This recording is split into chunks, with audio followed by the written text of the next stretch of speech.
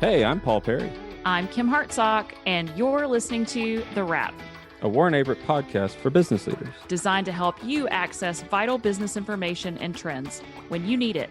so you can listen, learn, and then get on with your day. Now, let's get down to business. Hi, everyone, and welcome to The Wrap. Today, we are talking about ESG and sustainability for businesses and kind of what that means and what is to come in the future and what do people need to be thinking about. And so today we have a very special guest with us, Barry Malonson, who is the CEO of the AICPA. That's both the American Institute of CPAs as well as the Association of International Certified Professional Accountants. I think I got that right. So welcome, Barry. We're glad to have you with us.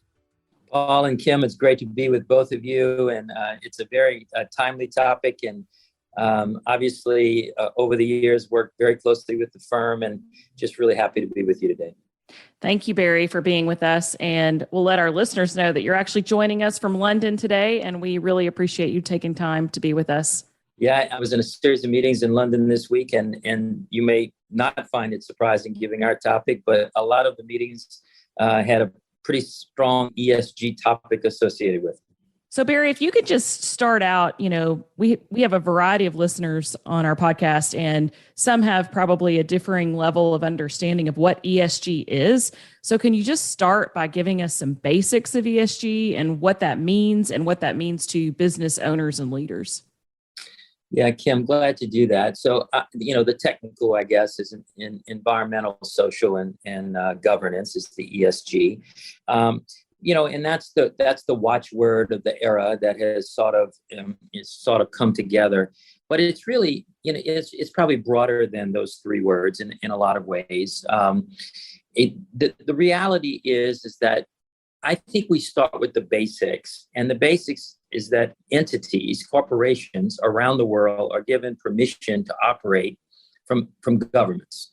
So you're organized in a state, or you're organized under the laws of the United States in this case, but it's the same everywhere. And basically, entities are given a permission, and there's a quid pro quo that comes with that. There's a certain way you have to act, right? You have to pay taxes, and you have to file financial information.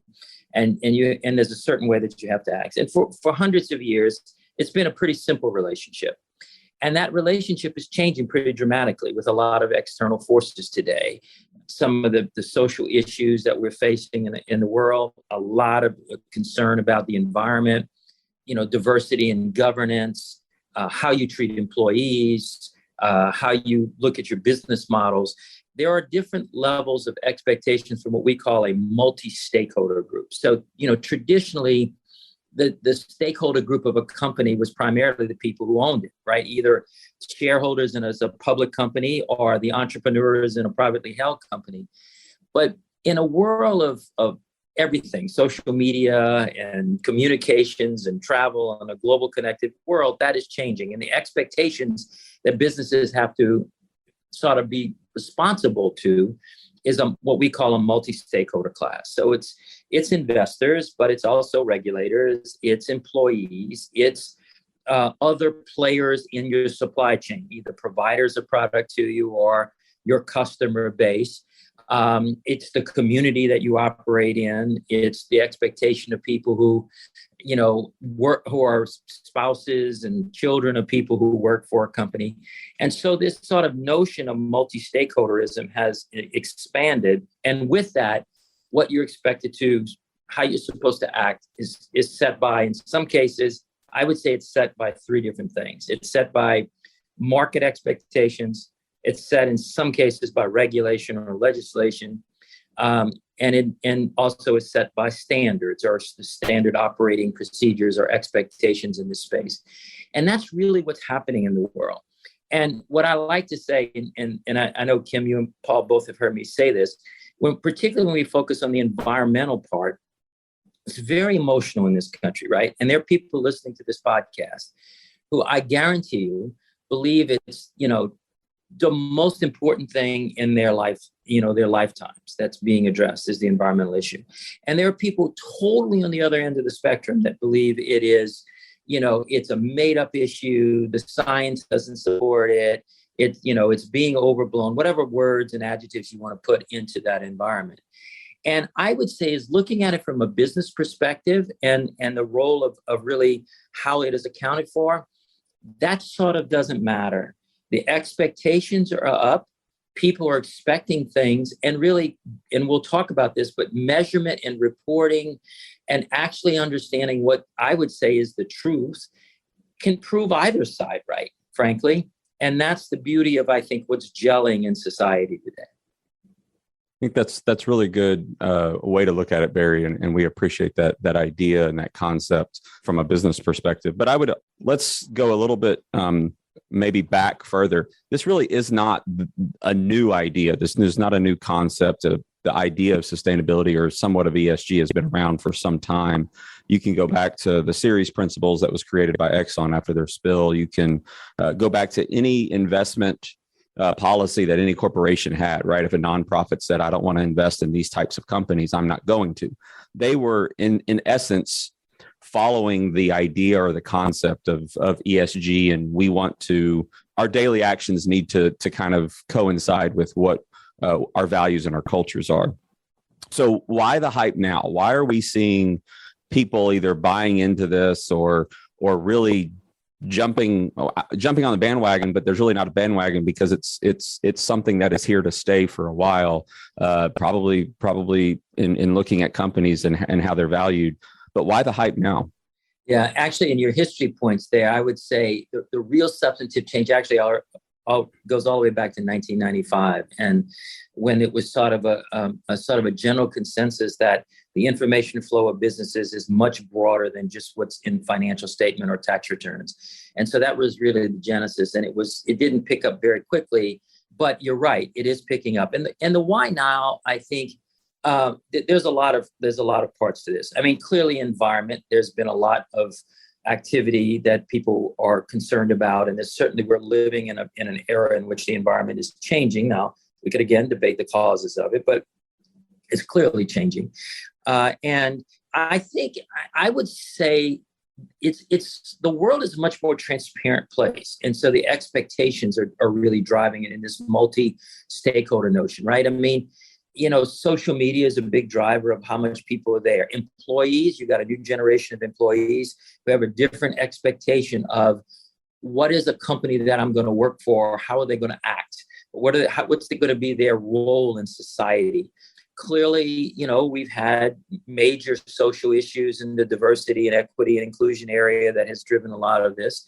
And I would say the world has become a much smaller place as a bigger driver of it as well, because what a company may be required to do, almost any size company has some attributes of their business that's global today. I mean, you can think about the impact of channels of distribution or supply chains on chips and how it's affecting US made cars, or how it affects our phones, or how it, all of these technological and geographic issues of reliability is just sort of changing the population of people who are watching and asking questions. And that's a major change. And clearly then that moves into the government or regulatory environment that people who get elected have policies that they wish to see enacted along these lines. And frankly, there are leading companies that are embracing it and proving that decision-making with more diversity and being more attuned to some of these issues actually produces better returns and longer term value. And that's also sort of that cause and effect that plays out in that space. Want to receive a monthly newsletter with Wrap topics? Then head on over to warrenaverett.com/the Wrap and subscribe to our email list to have it delivered right to your inbox. Now, back to the show.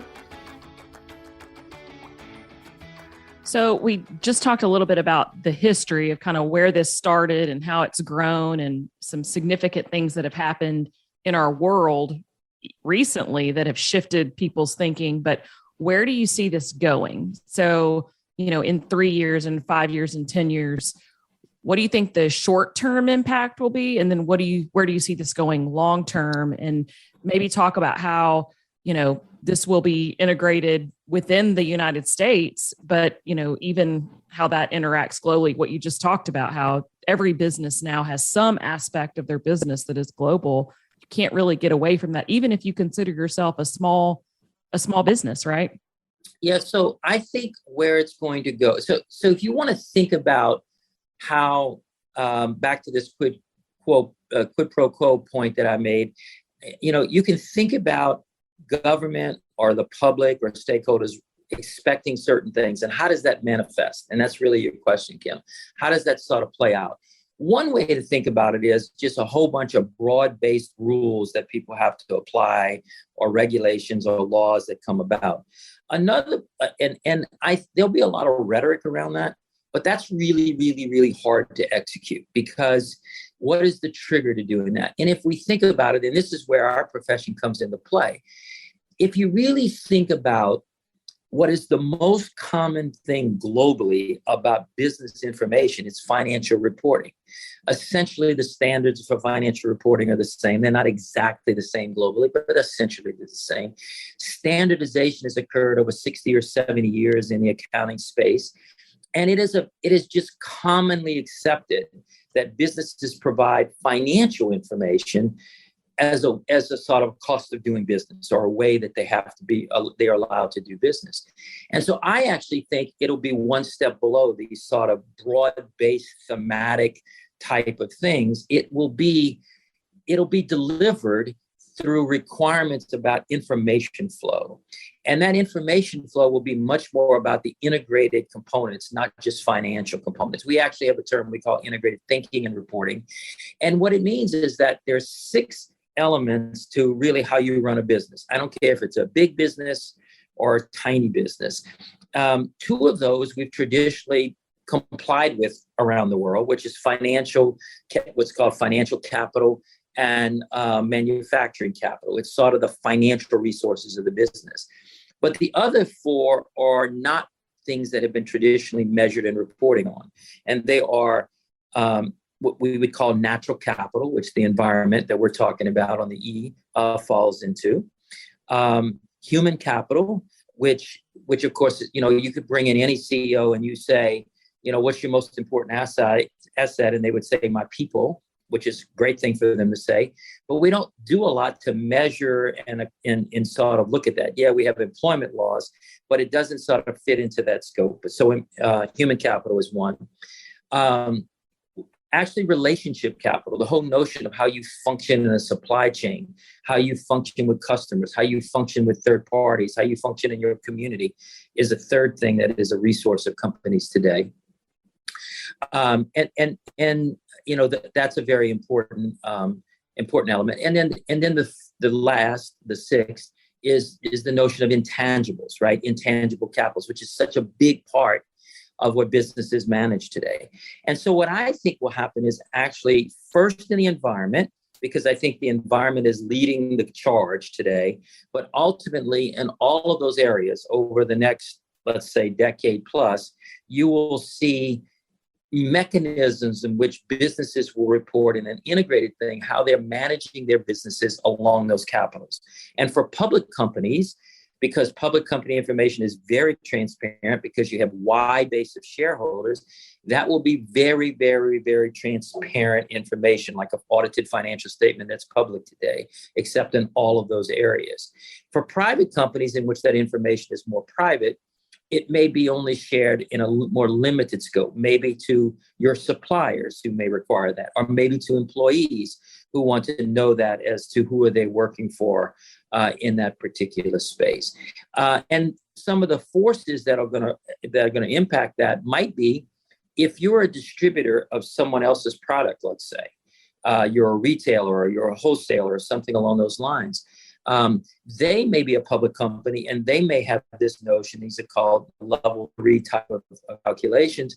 They may have a need to sort of talk about their entire footprint, which means your footprint is part of their footprint. And so that the forces in the channel, if you will drive some of that as well. And so I see it. I think the world will gravitate. I think the world is gravitating to the way to get to all of this is through an already situated and effective information flow around finance information that gets added onto, because that's the most effective way to do it. And then instead of us seeing a new infrastructure, if you want to call it that, being built around the globe.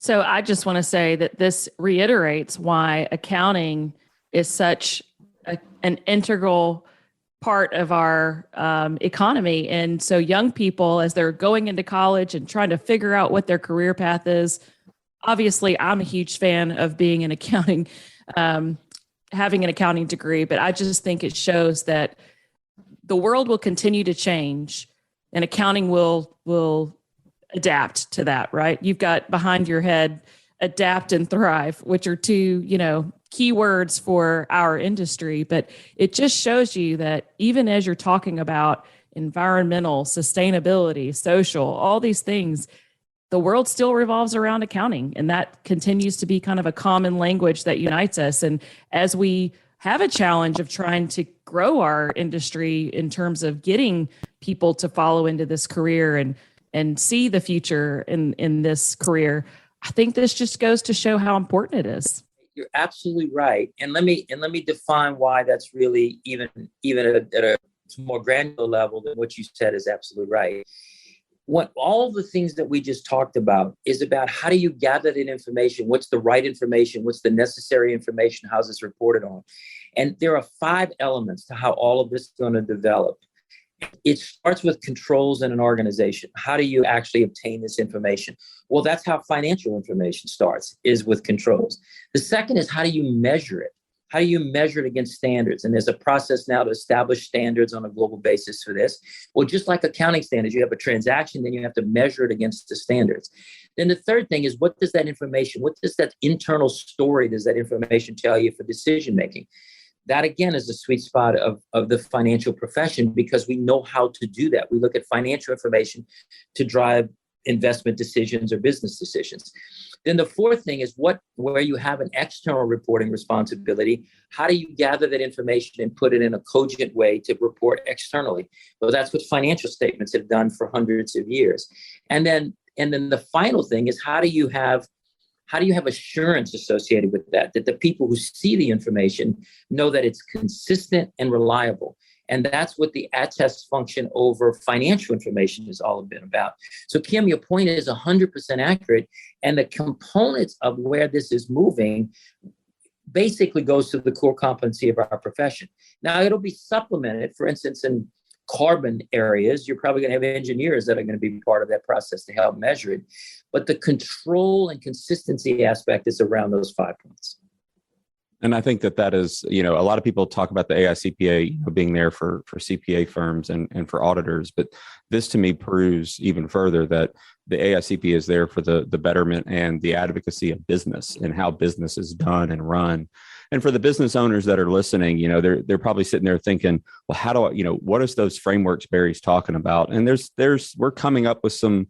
I think the Globe is coming up with a lot of different types of frameworks. You can follow the SASBs, which has been picked up by the Value Reporting Foundation, which I know you're also a part of. So there's lots of groups and foundations and nonprofits coming together to say, what is that global standard for this? And that is what companies need to be looking at, because you could go out there and there's probably 47 areas that somebody could report on, but are those material for your type of business, for your type of service?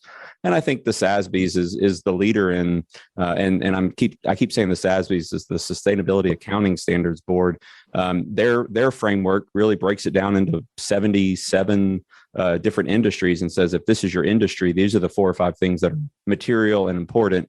And that's how we're going to apply it across the board. And so I think that business leaders thinking about what is my takeaway from this discussion, there are frameworks out there and there are ways you can get into, what do I need to be reporting on and how do I need to function there? And Paul, the key component is you use frameworks with a plural. We need to narrow those down. There's actually, about 2 years ago, there were 200 different frameworks. And as a CEO, of a company, there's an awful lot of people, public companies and private companies, to say, I want to comply with this, but tell me what to comply with. And that's really what's happening right now. And you referenced SASB, the Sustainability Accounting Standards Board. So I co-chaired a group that has merged SASB effective June 30th into the formation of an International Sustainability Standards Board that's independently going to set these compliance standards in a way that A, does what you said, which looks at it on an industry basis and also looks at it on a thematic basis in some cases. And the hope is that we don't have this alphabet soup of hundreds of different frameworks, that we can rationalize and in some way simplify these measures and these standards so that businesses that are going to be required to comply in this area have a set of answers as to what they need to comply with, instead of being second guessed on what they're complying with. And that is really the goal. And that really has to be global, because the environment, as an example, doesn't stop at it doesn't stop at the Atlantic Ocean or the Pacific Ocean or the Gulf of Mexico or the Canadian border. And companies have subsidiaries around the world. They have supply chain components around the world, as we talked about with Kim just now. And so it is a notion of, can't we get in this environment to something that is measurable and consistently done, so that it has a better rationale of doing it on a global basis.